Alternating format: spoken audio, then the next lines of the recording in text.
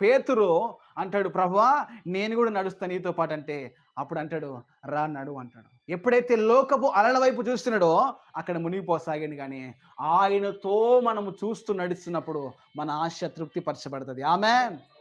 ఎప్పుడైతే నిరాశకు మనం ఎప్పుడైతే మనము ఈ లోకపు మాటలకు మనం ఎప్పుడైతే లోనైతామో అప్పుడు మనము నిరాశ చెందుతూ మనలో ఉన్న ఆంతర్య పురుషుడు బలపరచబడేది పోయి బలహీనపరచబడే అవకాశాలు ఉంటాయి. గనుక మనం బలపరిచే మాటలే మనం విందుము గాక. బలహీనపరిచే మాటలు మన దరిదాపులకు రాకుండా యేసయ్య రక్తపు కంచె ఉండును గాక. ఆమేన్.